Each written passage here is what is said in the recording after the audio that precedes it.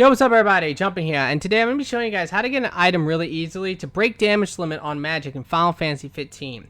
If you break damage limit on Magic, you can hit for some crazy damage. You can easily do well over 100,000 damage just from one spell, and then on top of that, there's going to be a damage over time effect that's also going to do a lot of damage. So these spells will just decimate big, strong enemies, and it's something that you might want to consider doing. Now, the item that I'm going to be focusing on for this is going to be an item that you can get fairly early in the game, and it's actually really easy to get. There are other items out there that are superior to this item, but I'm not going to talk about those items because most of them will come at the late stages of the game, or they are extremely annoying to actually farm for, where this item is actually not that bad.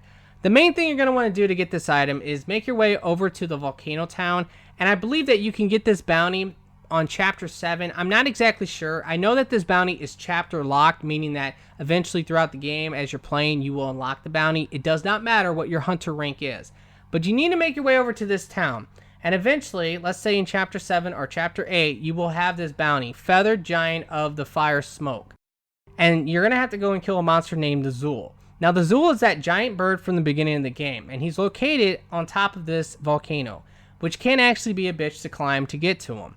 And that can actually take some time.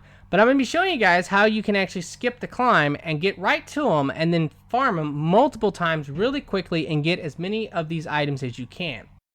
Now the item that we're going to be focusing on is going to be the Zool Beak. Every time you kill this monster, you're going to have a chance of getting 3 Zool Beaks every single time. Now there is another item he can drop, so I do recommend using some food that can maybe increase your drop chance, and also hitting him in his beak to up that chance of getting this drop. But the fact that you get 3 of these each time you kill him, or there's a chance to get 3 of these, is really awesome.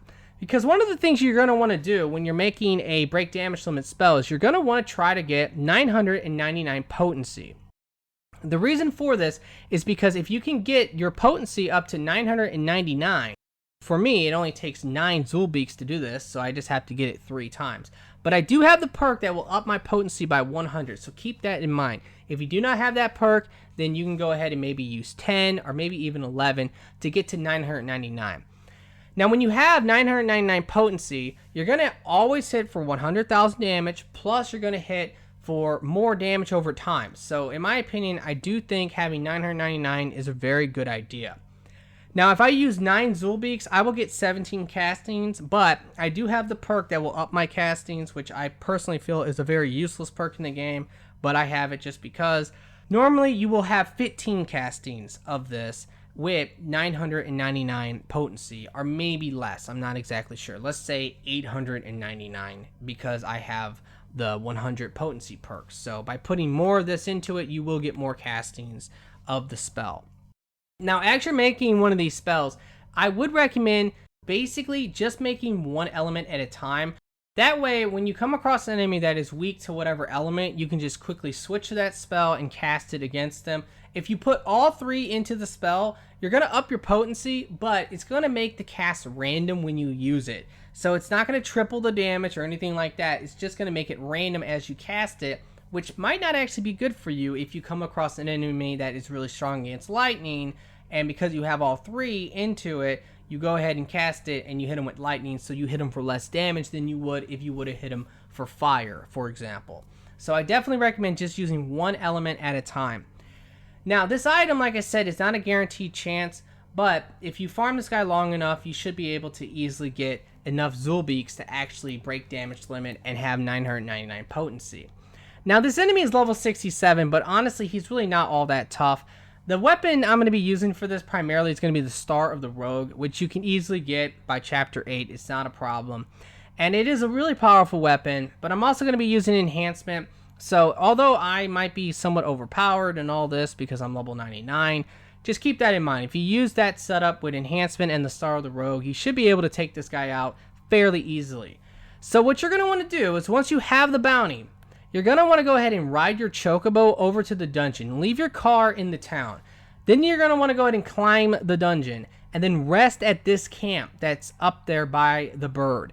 The reason for this, every time that you get done killing the bird, you can return to the entrance and then return to your car to turn in the bounty and then go ahead and re-grab the bounty. Then all you have to do is just return to rest point. and that's going to take you right there next to the bird so that you can skip climbing the mountain and just go and kill the bird. So it's a very effective farming method to get a bunch of these items. Now, like I said, there are better items out there, and I do know about those items, but in my opinion, I like this one the best because you can get it early in the game, and it's really easy to farm compared to sitting there and killing the animatoids over and over again, which can take a long time, especially if you don't really know what you're doing and you can't kill them in like 6 to 10 minutes. I can kill them that quickly, but it's around the end of the game anyway, so I'd rather have this early in the game, so if I come across anything that's really powerful, I can just basically one-shot him. Alrighty guys, well I'm going to cut this ahead. I'm going to show me fighting him and talk about the strategy that I used to kill him, and I will see you guys in a moment. Alrighty, so I just returned to rest point, and as you can see, the bird's really not that far when you do this, so you can get to him really quickly. There's only going to be 2 mobs along the way, so you can kill them if you want, you can run past them if you want. But killing the bird can take a minute, depending on how strong you are. But if you use my setup, I would say that you should be able to kill him fairly quickly. He's really not all that powerful. Now, one thing that I should have actually brought up a little bit more was the food. I do recommend the item drop rate food, which would be either the mother and child bowl or the papa bird and baby bird bowl. And you get both of those meals in Lestalem, so that is something to consider. Because when you first go to Lestalem, right by where you can park your car, there's an area called the Lookout. If you go down there, you'll find a woman. She's eating a meal. It's the mother and child bowl. You will learn that. Later on, if you come back, I'm not exactly sure on how long you have to wait or whatever. But if you go back to the same exact spot, okay, the exact same spot, you will find the same woman eating another meal, which is the papa bird and baby bowl, which is the 100% item drop rate increase. So that should make getting this a lot easier, because I noticed that when I wasn't using that meal, I wasn't getting the Zulbeak as much as I was getting his stupid ass meat. I would get the beak maybe 1 out of every 4 or 5 times I would kill him, where when I'm using the increased drop rate, I get it almost every single time. I would also recommend aiming for his beak, just in case that actually does increase the drop rate.